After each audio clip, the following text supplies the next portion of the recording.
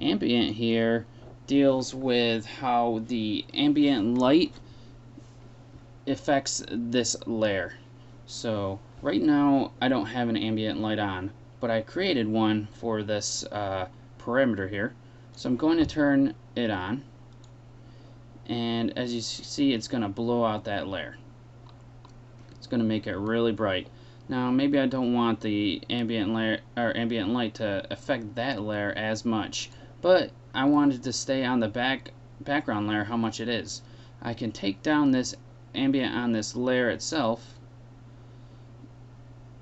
and I could take it off if I want completely, or I can reduce the amount that it affects it.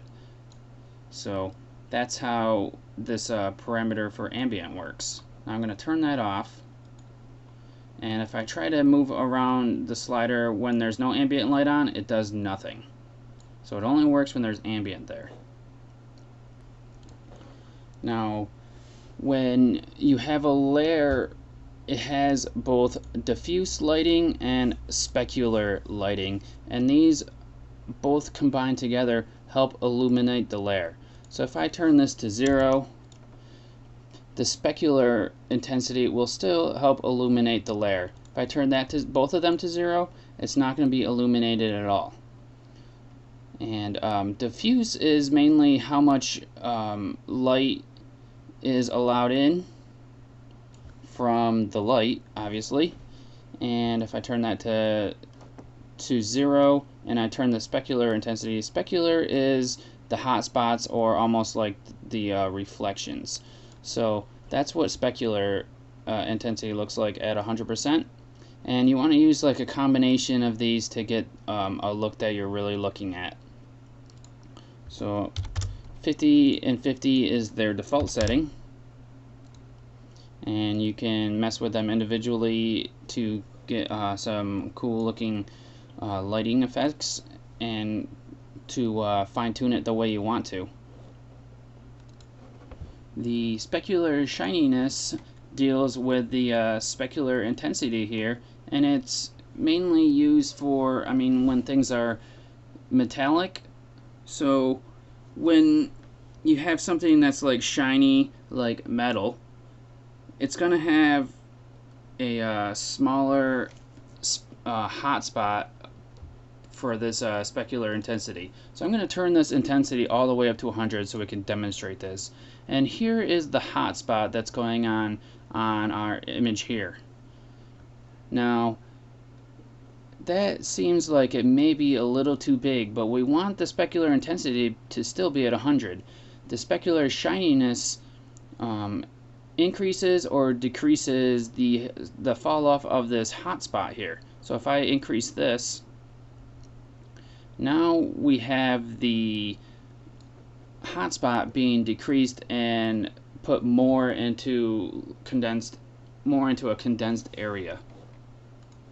I'm gonna set this back down to 5% to keep it where it was before. Now metal here doesn't have to do exactly with the object looking metal like you may think. It actually decides if the color of the specular intensity there comes from the layer if it's at 100%, or from the light if it's at 0%.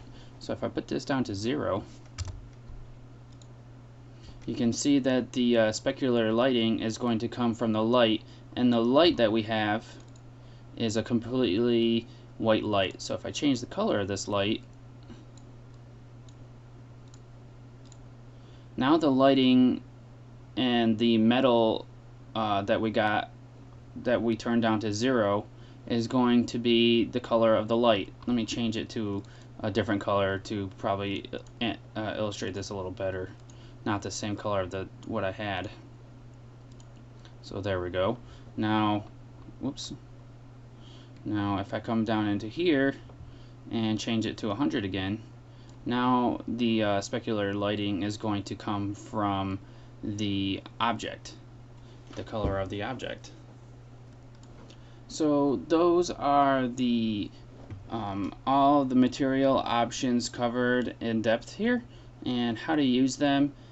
And just mess around to get the lighting options that you like. And when you're working with your client and you twirl down into the material options and you start messing with this stuff, they're going to be impressed, because a lot of people don't use these. And it's a mistake that those people make by just accepting that the light's only properties can come from the light itself. So use those properties to your advantage to get ahead in whatever you're doing, so you can be ahead of all the other people that you're working with.